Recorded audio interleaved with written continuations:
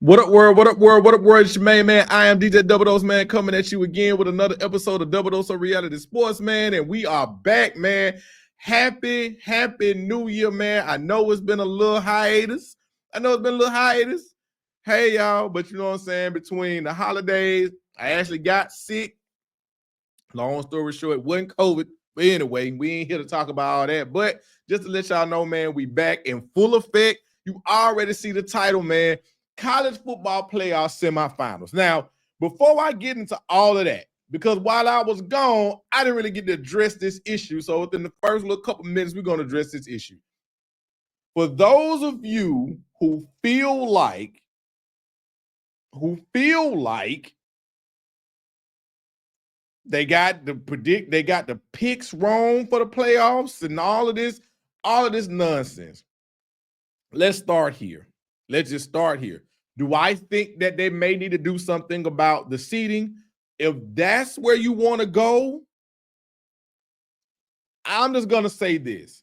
If you are a Big 12 or an ACC person who has a vote in that, if I was you, I would highly vote against reseeding and no guaranteed buys. And I'm going to tell you why.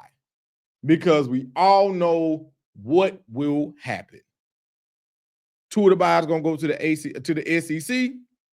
Two of the buys are going to go to the Big Ten. Now, again, do I think that the way they have it right now is perfect? Of course not. But let's just think about it, people. It's the first time. This is the first 12-team playoff. So, of course, there are going to be some things that we like about it, that we don't like about it. And I know they're going to tweak it because when you get a whole bunch of people chirping, they end up tweaking things. However, I just want to just say, hey, if you are in the Big 12 or you are in the ACC or the Mountain West or whatever conference that you in, if you got a chance to vote for this foolishness, if I was you, I would vote against non-automatic buys for conference champions because I'm telling you what's going to happen. You already know what's going to happen. All right, cool. Just had to get that off my chest. Let's talk about the games at hand that we just witnessed. Listen, man. Y'all all know how I feel about Texas on this show. I'm not a Texas fan. I'm a Florida State fan. I am not a Texas fan. However, I do find it very entertaining how normally we get SEC. I mean, we get the SEC handhold. Like, I mean, when Bama was on their run, you had several SEC fans like, man, the SEC dominated. SEC, when the SEC went on that streak of winning 7 champions in a row, oh, it was SEC. I find it fucking, and that's right, I'm cussing, fucking hilarious, the hatred that most people in the SEC has towards Texas. It's mind-blowing. It is freaking mind-blowing. Right now, SEC, how many teams do you have left in the playoffs right now? I'll wait and I'll sip.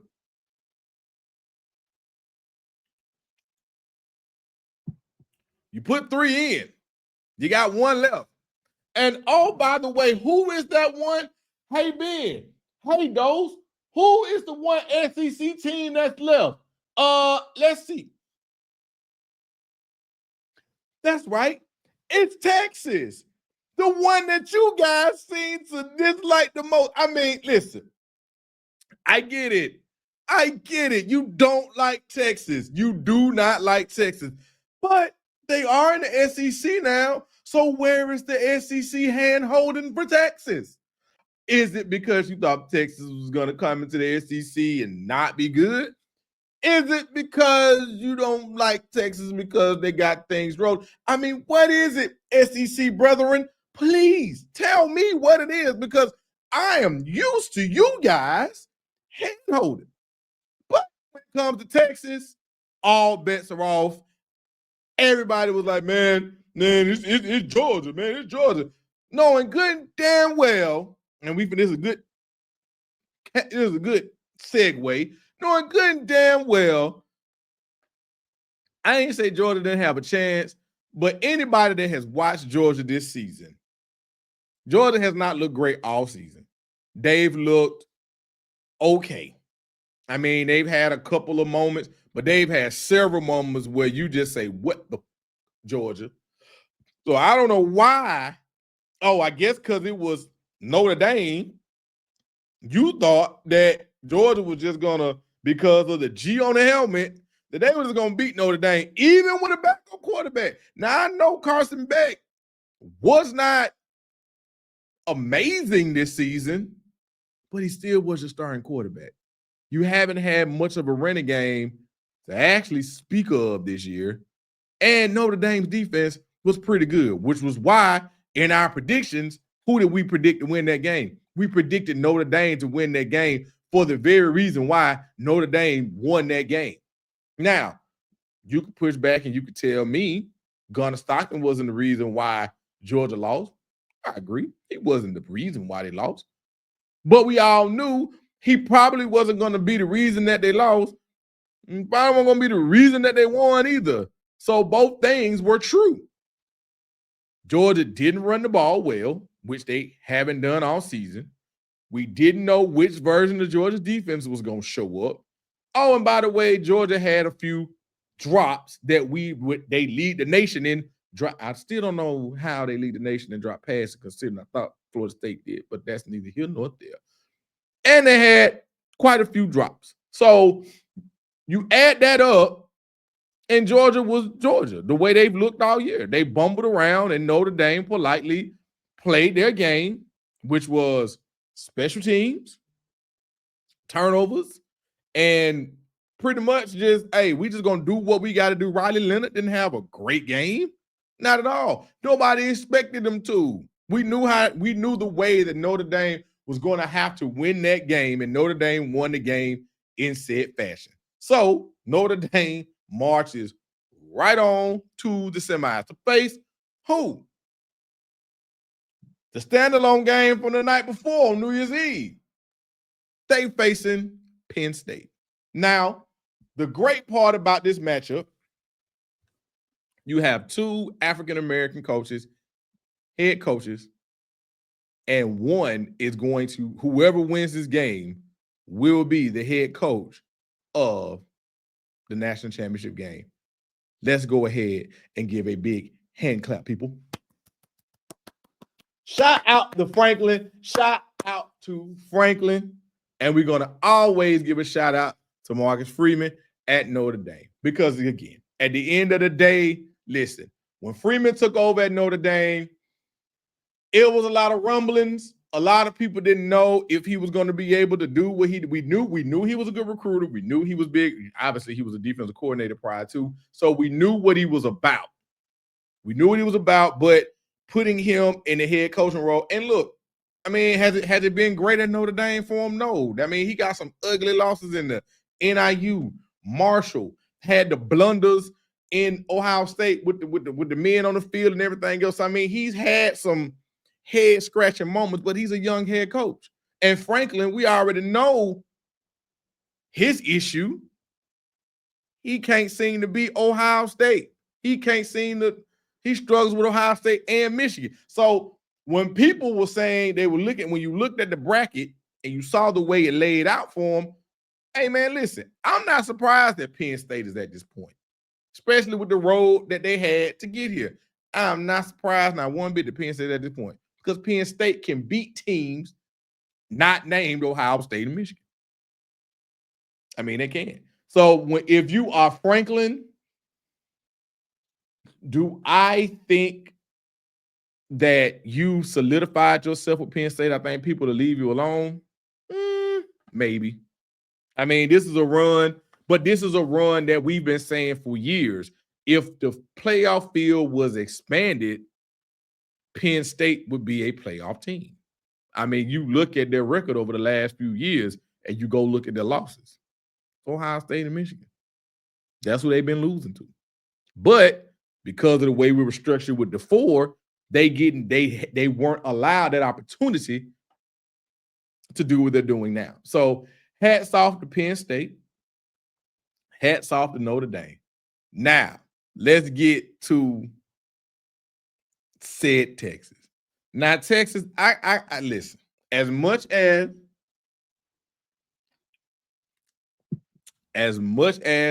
I want to give you guys credit, Texas, what the hell, man? What is up with y'all getting these leads and looking great, and then all of a sudden finding yourself in these damn dog fights? Like, hats off to Scatterbo. I mean, the dude, listen, we're going to talk about how they got there, but let's just talk about his performance in general. I said to myself as I was watching the game and it went to overtime, I said, man, as good as he's played, he's out of gas. And what did they do in overtime?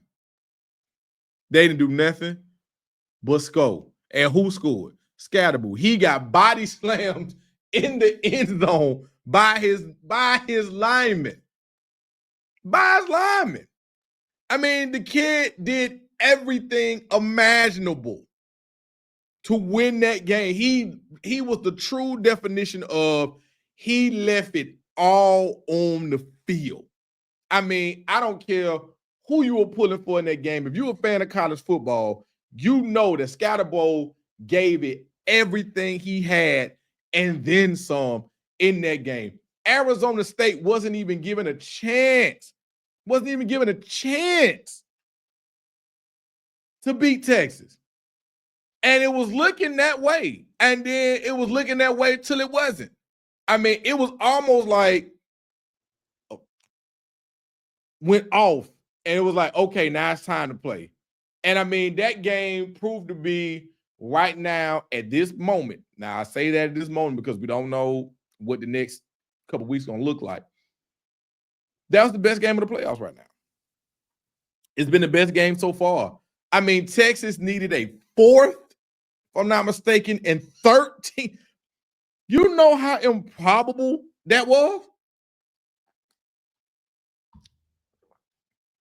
Not only did they get the 4th and 13, it was for a touchdown.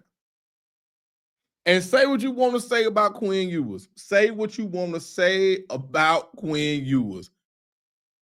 They sent the pressure to him. He recognized it. The line picked it up, and he dialed up. Well, he didn't dial it up. Sark dialed it up, and he delivered a rope to turn around in the next overtime, another one. So say what you want to say about the whole way Sark is handling the Ewers, the Manning, how he's handling the situation. Hey, man, let that man coach his team, bro. Let that man coach his team, bro. He know what the hell he doing. I'm not saying that Arch Manning couldn't have delivered that throw. But in a 4th and 13 situation, in that moment with everything on the line, hey, man, it is what it is. So Texas marches on. I mean, hats off to Arizona State, man. I think somebody showed a stat during the game. They were predicted to finish dead last in the Big 12.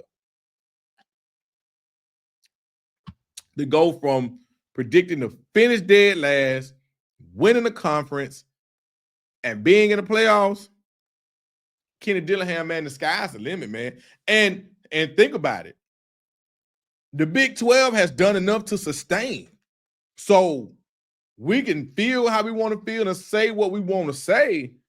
The Big 12 has made themselves, and after this showing, hey, listen, the Big 12 is here to stay. So meaning they gonna have an automatic playoff berth, whether we tweak it with the bye or not, they're gonna continue to have a playoff berth. So if you're in the Big 12, hey, listen, man, you got an automatic playoff berth. Arizona State, we don't know how things are gonna go because the way with the portal, NIL, and everything else, I think we're gonna have a lot of variances i.e., anyway, a lot of variances with teams. They may be successful one year, the next year they may fall off a cliff. I mean, so who knows? But being in the Big 12 does have its perks. And in the game that we all were waiting for, Ohio State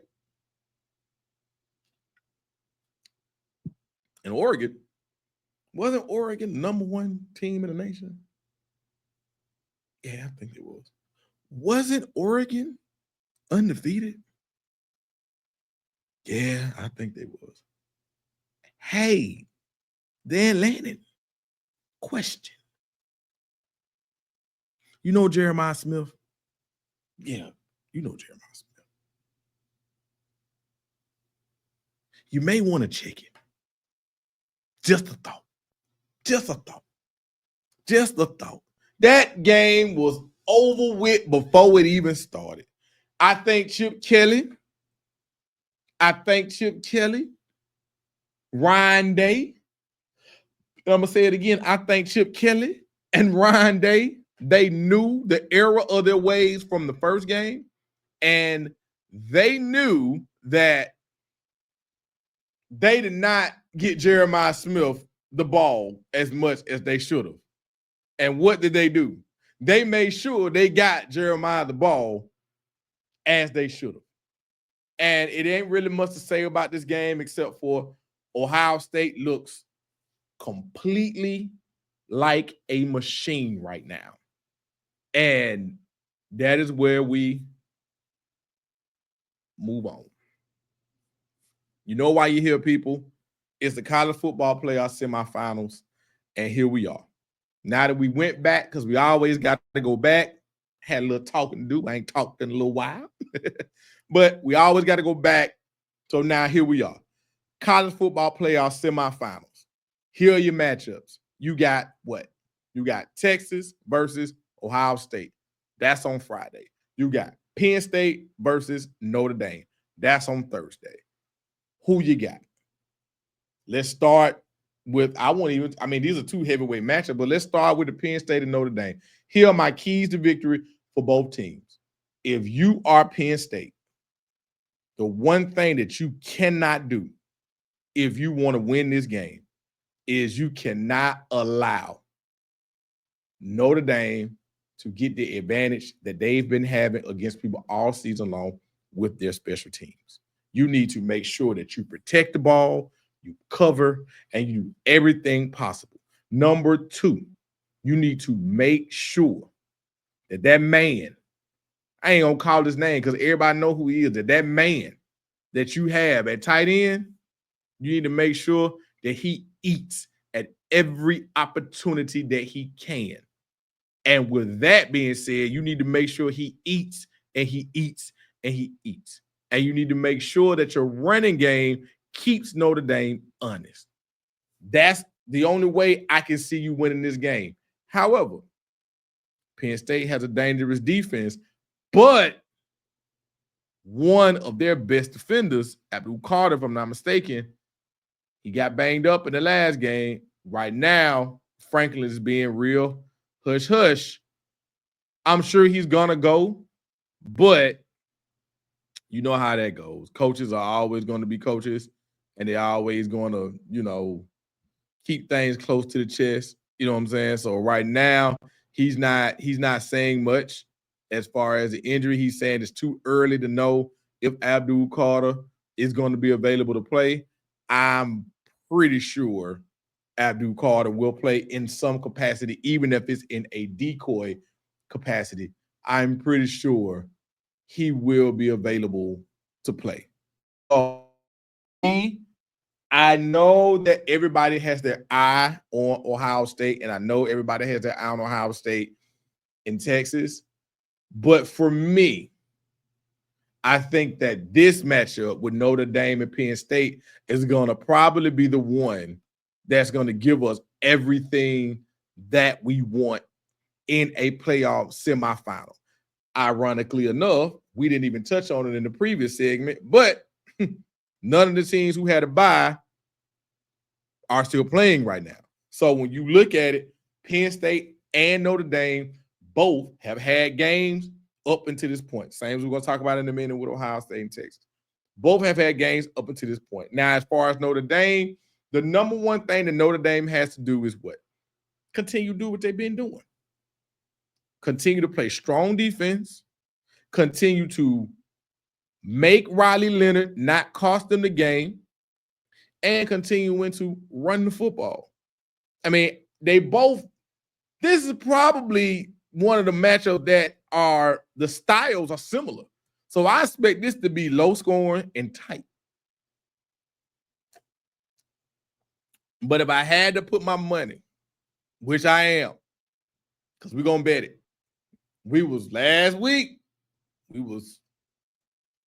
called Notre Dame. Of course, we had Texas. Unfortunately, we had Oregon. And obviously, we had Penn State. So we was 3-1 last week. We shooting to go 2-0. So for my prediction for this game, Franklin, you've been at it for a while. But I don't think this is your moment. Something about this Notre Dame team that has me just feeling like, you know what? They have one of the best defenses left, if not the best defense, depending on who you ask, because we don't never know which version of Ohio State defense we're going to get. And Texas, clearly it's the same thing with them. On paper, they got number-wise, they do, but game-wise, give me, and I can't believe I'm saying this, but I actually like Freeman as a coach. Give me Notre Dame over Penn State to march on to the college football national championship. And in the heavyweight fight, the one everybody waiting on, Texas versus Ohio State.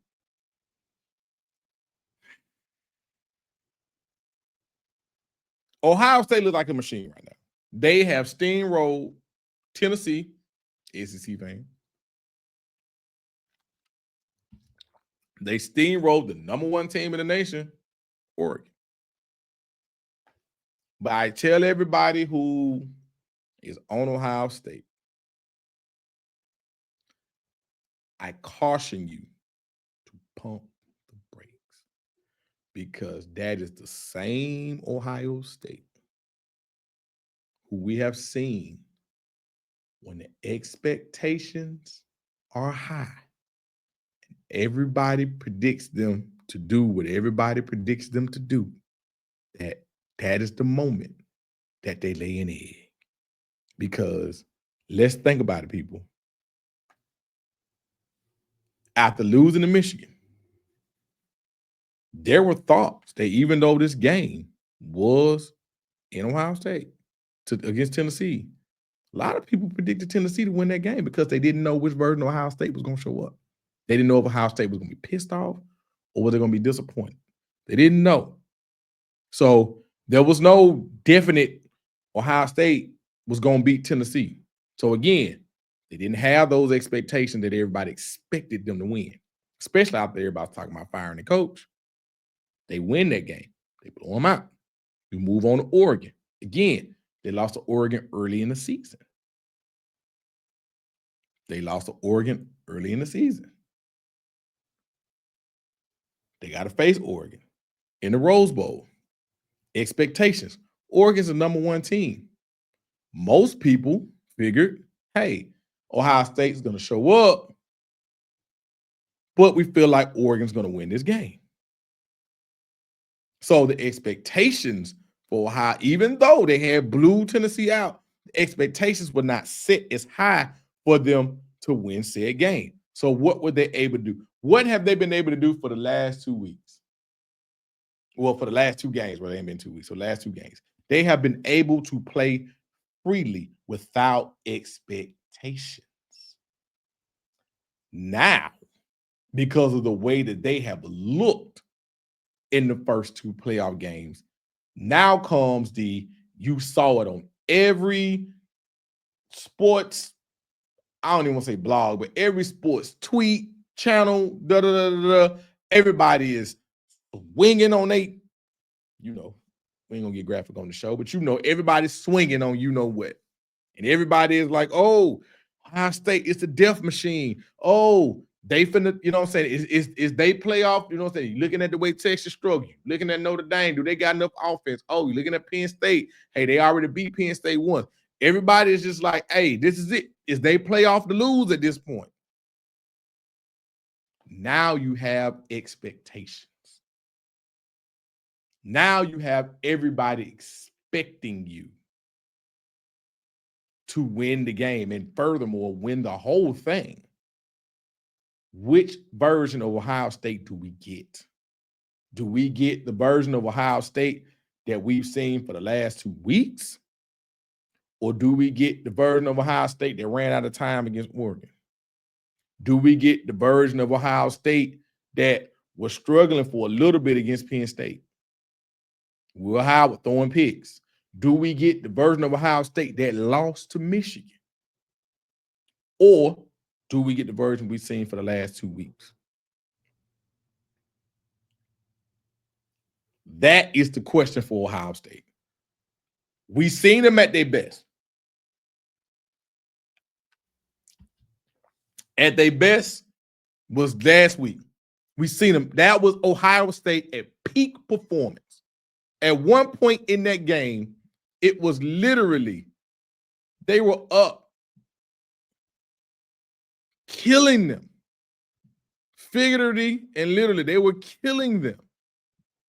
At one point in that game, it was a wrap. I mean, it wasn't even nothing worth talking about. At one point in that game, at the half, it was 34-8. It was 34-8. Hell of a display. So we know what they run at their peak, but we also know what they run at their lowest, and that's losing to Michigan, the same Michigan that beat Alabama without all their starters. But anyway, I digress. Throw that out there. So, and on the Texas side of things, we know what Texas looks like, but do we know what Texas looks like? Because have we seen Texas run at peak performance all year? I don't think so. We've seen Texas win, but do I think that we've seen them run at peak performance? Have we seen scary Texas? I don't think so. I really don't. We've seen Texas win. We've also seen Texas at their lowest lose to Georgia twice. The same Georgia that lost to Ole Miss. The same Georgia that lost to Alabama. The same Georgia that just lost to Notre Dame. So that same Georgia, we've seen them lose to them twice. So the same thing can be said about Texas. Which version of Texas? This game is a matter of who brings their best. This is probably one of the most bipolar matchups we've seen because we know what both teams look like at their high, but we also know what both teams look like at their low. But I got to give you a prediction. Well, I said all that to say I got to give you a prediction. Right now, for me, I know everybody's picking Ohio State. Hell, I'm probably going to be a fool for picking this matchup because I think I'm probably going to be standing on my own with this. Everything in my mind tells me to roll with Ohio State, just like everybody else. Everybody in my mind tells me that. But the one thing I will give you, one thing I will mention about Texas, Texas has a secondary. And Makuba and them boys like to hit. And they like to hit. They like to get hands on people. As bad of a man as Jeremiah Smith is, you really think he's going to be able to do that on Muhammad? You really think Makuba just going to let him do that without taking a shot? I don't know, man. I don't know. I mean, I really do not know. I really do not know, man. you know, in my mind, it's just like, hey, do you really think that they're going to be able to throw the ball on Texas like that? I do not know. I do not know. I mean, we're gonna see, but I do know that Texas's secondary is very physical. And as many weapons as Ohio State got, we're gonna see how they act when somebody gets physical with them. So, with all that being said, when it comes down to it, for me, I might be wrong for going against the grain, but hey, I do it all the time. I went against the grain last week. We're gonna keep that thing rolling. Give me Texas in overtime over Ohio State, and your national championship game is going to be Texas versus Notre Dame for the whole thing. That's all I got. Thank y'all for rocking with me, people. I know it's been a break. We're going to be coming right back tomorrow with another show. We're going to be previewing the NFL playoffs. Thank you so much. You know what I'm saying? 2024 was a good year. We went live a bunch of times. Going into 2025, we got some live events we're going to do, and we're still rocking with the Post Network, man. So thank y'all so much, man. Continue to support. Continue hitting that like button, man. Tell a friend to tell a friend, because y'all hitting the like button on Facebook.